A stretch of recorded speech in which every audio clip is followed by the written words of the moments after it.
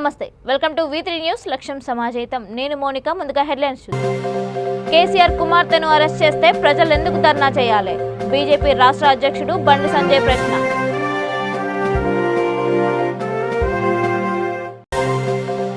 మా కలెక్టరేట్ ను అడవిపాలు చేసిన కేసీఆర్, సీఎం తీరుపై బీజేపీ సీనియర్ నేత విష్ణువర్ధన్ రెడ్డి ధ్వజం.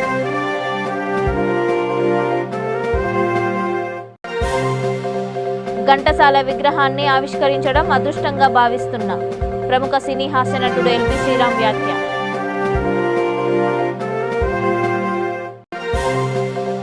బాపట్ల జిల్లాలో బోల్తాపడిన టాటా ఎస్ ఆటో, 4 అయ్యప్ప భక్తులు దుర్మరణం.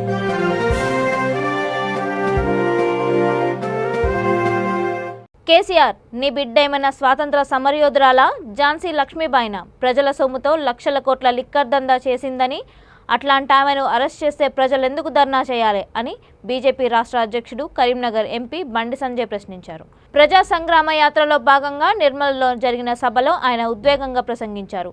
నిర్మల్ జిల్లా మంత్రి అల్లోల వేలాది ఎకరాలను కబ్జా చేసి వేల కోట్లు దోచుకున్న తిమింగలంలా మారారని మండిపడ్డారు. అవినీతి అనకొండ కేసీఆర్ కుటుంబంతో పాటు అవినీతి తిమింగలం ఇంద్రకరణ్ రెడ్డిని సైతం వదిలిపెట్టే ప్రసక్తే లేదని ఊచలు లెక్కబెట్టిస్తామని హెచ్చరించారు. నిర్మల్ శాంతినగర్లో ప్రభుత్వ భూములనే సాకుతో పేదల ఇండ్లను కూల్చేసిన అధికారులు అవే ప్రభుత్వ భూముల్లో బడాబాబుల విల్లాలను ఎందుకు కూల్చివేయడం లేదని ప్రశ్నించారు.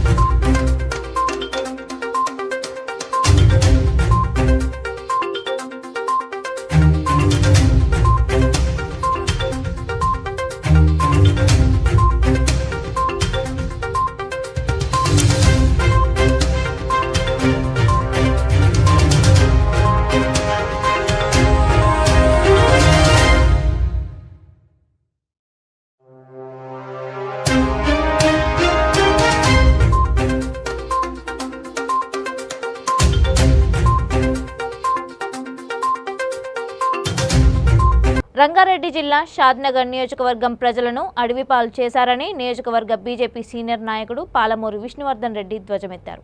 సీఎం కేసీఆర్ వైఖరిని ఆయన తప్పుపట్టారు. సీఎం కేసీఆర్ పాలమూరు జిల్లా పర్యటన సందర్భంగా ఆయన మాట్లాడుతూ రంగారెడ్డి కలెక్టరేట్ కార్యాలయం కొంగరకలాన్లో కట్టడం వెనుక మతలబ్ ఏమిటని ప్రశ్నించారు. రియల్ ఎస్టేట్ భూముల కోసం సీఎం కలెక్టర్ కార్యాలయాన్ని అక్కడ నిర్మించాలని ధ్వజమెత్తారు. ఎవరికీ ఉపయోగం లేని, ఎలాంటి రవాణా బస్సు సౌకర్యం లేని అడవిలో కట్టడం దుర్మార్గమైన చర్య అని అన్నారు. లక్ష్మీదేవిపల్లి రిజర్వాయర్ నిర్మాణానికి పర్యావరణ అనుమతులు వచ్చాయా లేదా అని ప్రశ్నించారు.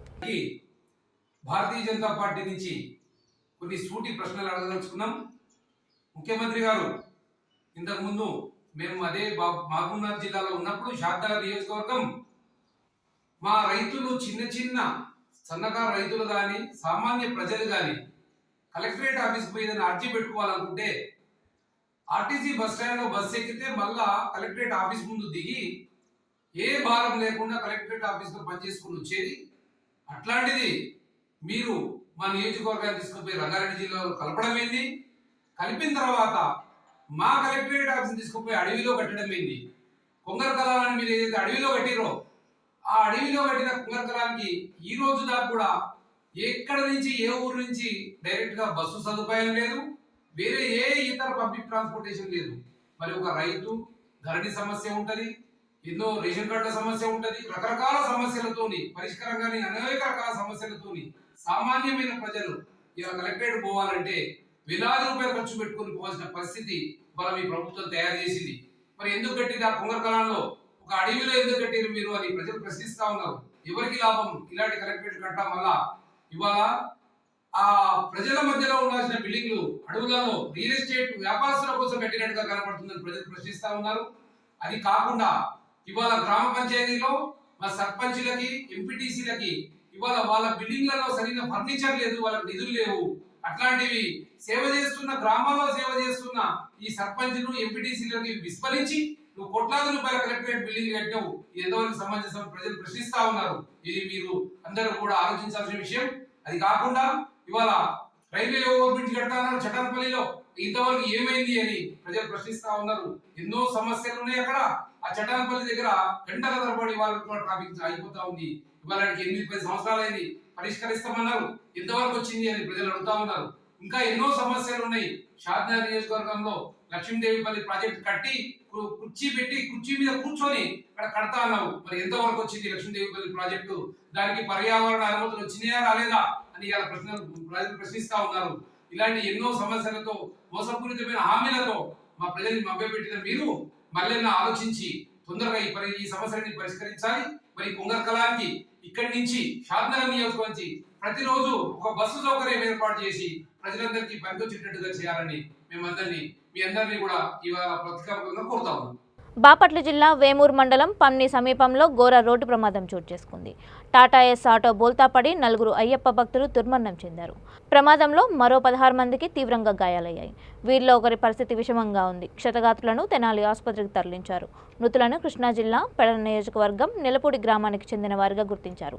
శబరిమల నుంచి ట్రైన్లలో వీరంతా వచ్చారు. తెనాలి స్టేషన్లో దిగి వ్యాన్లో బయలుదేరగా మంచు కారణంగా ఈ ఘటన జరిగింది. ఆ సమయంలో మొత్తం వ్యాన్లో 23 మంది ప్రయాణిస్తున్నారు. ఘటన స్థలంలో 3 మృతి చెందగా మరొకరు తెనాలి ప్రభుత్వ ఆసుపత్రిలో చనిపోయారు.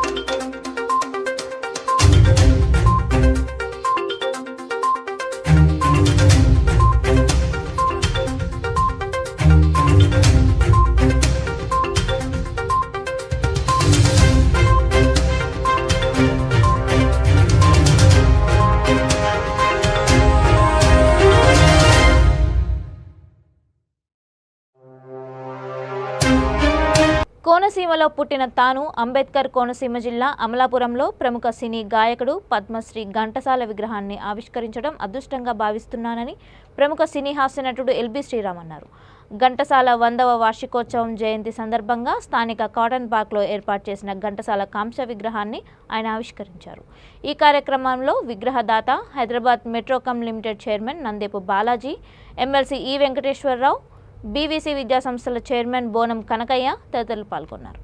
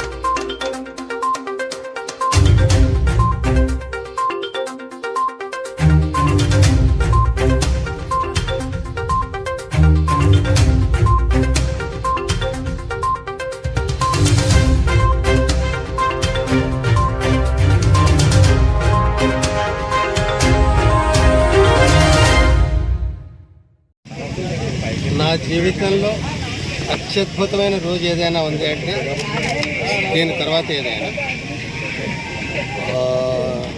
నేను సినిమా ఫీల్డ్కి వెళ్ళడం, అసలు కోనసీమలో పుట్టడం, ఏవేవో సాధించడం అవన్నీ ఒక ఎత్తు అయితే ఇవాళ నేను కోనసీమ వాసిని అవ్వడం, సినీ రంగానికి చెందిన ఘంటసాల గారి వారసత్వపు జనాల్లో నేను ఒకరిని అవ్వడం, ఇది జన్మజన్మల అనుబంధంగా గొప్ప ఘన విజయంగా అదృష్టంగా భావిస్తున్నాను. ఘంటసాల గారి యొక్క విగ్రహాన్ని కోనసీమ నడిబొడ్డున నిర్మించడం, దాన్ని ఆవిష్కరించడం, అందులో నేను పాల్గొనడం అనేది కూడా నాకు చాలా అదృష్టకరమైన విషయం. గీత అనేది ఆ ఘంటసాల గారి వాయిస్ నుంచి వచ్చినప్పుడు విన్నదానికి, దాన్ని చదివిన దానికి కూడా చాలా డిఫరెన్స్ ఉంటుంది. గీత అనేది ఘంటసాల గారి గొంతుకులోంచే రావాలి తప్ప మరి ఎవరి గొంతుకులోని కూడా గీతని మనం వినలేము. ఈ అవకాశం ఇచ్చిన మీ అందరికీ కూడా చాలా అద్భుతం. ఘంటసాల గారి శత జయంతి ఉత్సవాల్లో పురస్కరించుకొని నేను భాగంగా అమలాపురం పట్టణంలో ఏర్పాటు చేసిన ఈ ఘంటసాల గారి విగ్రహావిష్కరణలో పాల్గొనడం చాలా ఆనందకరంగా ఉంది. ఆయన మన దగ్గర లేకపోయినా కానీ ఆయన యొక్క గొంతు, ఆయన పాటలు, ఆయన సాహిత్యం ఈరోజు కూడా సజీవంగా ఉంది. ఈ విగ్రహావిష్కరణలో దాతగా నన్ను తీసుకున్నందుకు చాలా సంతోషకరంగా ఉంది.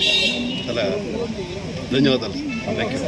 ఏలూరు జిల్లా పోలవరం స్పిల్వే ప్రాంతంలో పడవ బోల్తా పడింది. వృత్తిలో భాగంగా చేపల వేటకు జాలర్లు వెళ్లారు. స్పిల్వే వద్ద వడి ఎక్కువగా ఉన్న నిషేధిత ప్రాంతంలో ఈ సంఘటన చోటు చేసుకుంది. బోల్తా కొట్టిన సమయంలో పడవలో 5గురు ఉన్నట్లు సమాచారం. 3 వ్యక్తులు సురక్షితంగా బయటపడగా 2 గల్లంతయ్యారని తెలుస్తోంది. గల్లంతైన వారిని వాటాల కృష్ణమూర్తి, వాటాల అప్పలరాజుగా గుర్తించారు.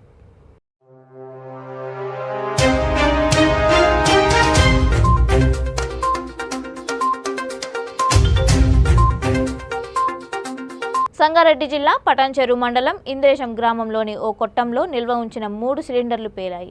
ఈ సందర్భంగా భారీ అగ్ని ప్రమాదం చోటు చేసుకుంది. అయితే పెను ప్రమాదం తప్పింది. ఫైర్ సిబ్బంది ఘటనా స్థలానికి చేరుకొని మంటలు ఆర్పివేశారు.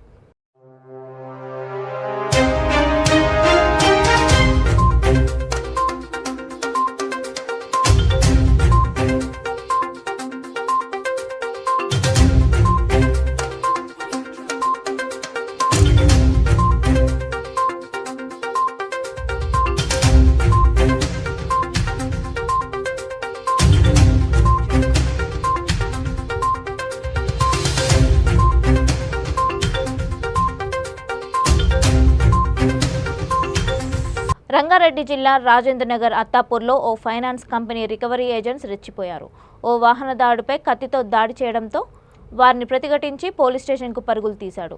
అయితే పోలీసులు ఎదురుగా పోలీస్ స్టేషన్లో ఆ వాహనదారుడిపై రికవరీ ఏజెంట్స్ దాడికి పాల్పడ్డారు. గాయపడిన అతన్ని హుటాహుటిన ఆసుపత్రికి తరలించారు.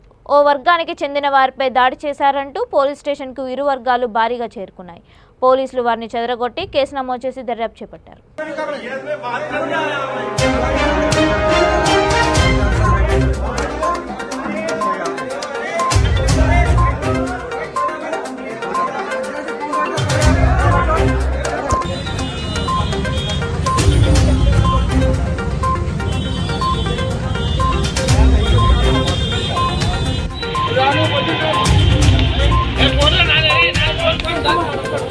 చిత్తూరు జిల్లా పుంగనూరు జనసేన నాయకుడు రామచంద్ర యాదవ్ ఇంటిపై వైసీపీ శ్రేణులు దాడికి పాల్పడ్డాయి. రైతు బేరీ కార్యక్రమంలో మంత్రి పెద్దిరెడ్డి రామచంద్రారెడ్డిపై జనసేన నాయకుడి అనుచిత వ్యాఖ్యలను నిరసనగా వైసీపీ శ్రేణులు దాడిలోకి తెగబడ్డాయి. రామచంద్ర యాదవ్ ఇంటిలోని పలు వాహనాలతో పాటు ఫర్నిచర్ ధ్వంసం చేశారు. దీంతో అతని కుటుంబ సభ్యులు భయభ్రాంతులకు గురయ్యారు. సమాచారం అందుకున్న పోలీసులు బాధితుడి ఇంటి ముందు భారీగా బలగాలను మోహరించారు.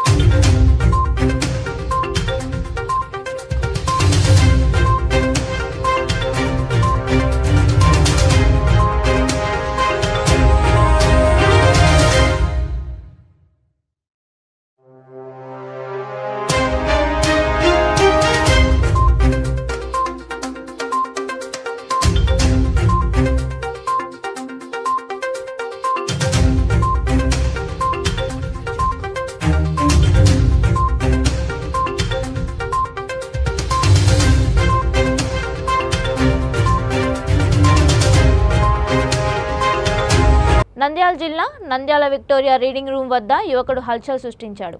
వాహన తనిఖీలో భాగంగా యువకుడి బైక్ను ట్రాఫిక్ ఎస్ఐ రామకృష్ణ ఆపారు. దీంతో ఆ యువకుడు వాగ్వాదానికి దిగడంతో పోలీసులు బైక్ను స్వాధీనం చేసుకున్నారు.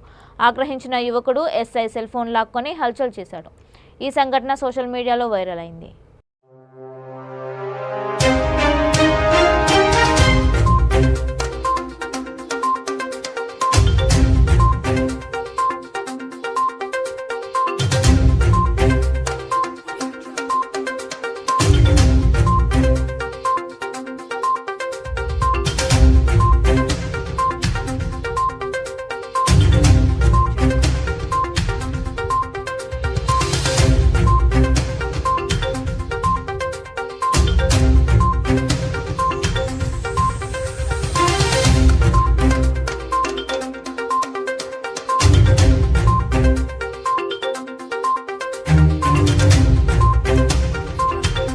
హైదరాబాద్ చాంద్రాయణగుట్ట పోలీసులు నకిలీ బాబాను అరెస్ట్ చేశారు.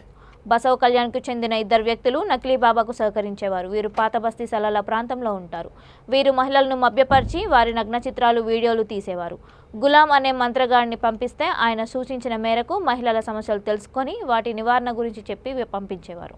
సోషల్ మీడియాకు చెందిన మహిళను ఎరగా వేసి అతని దగ్గర ఉన్న సమాచారం సేకరించి పోలీసుల సహకారంతో ఒకరిని అరెస్ట్ చేయించారు.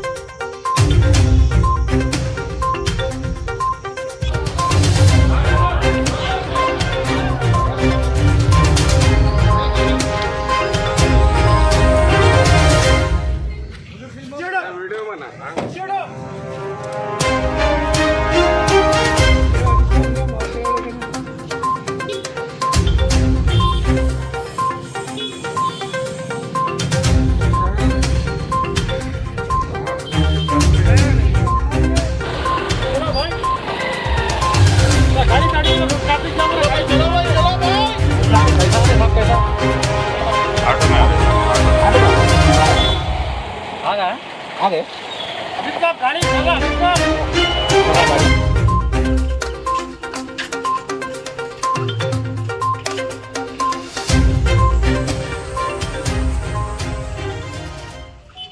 బులెటిన్ ముగించే ముందు హెడ్లైన్స్ మరొకసారి.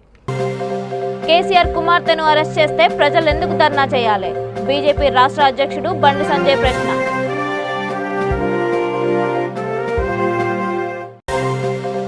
మా కలెక్టరేట్ను అడవిపాలు చేసిన కేసీఆర్, సీఎం తీరుపై బీజేపీ సీనియర్ నేత విష్ణువర్ధన్ రెడ్డి ధ్వజం.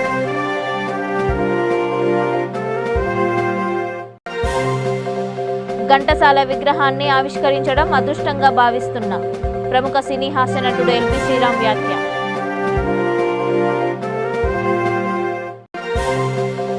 బాపట్ల జిల్లాలో బోల్తాపడిన టాటా ఎస్ ఆటో, 4 అయ్యప్ప భక్తులు దుర్మరణం.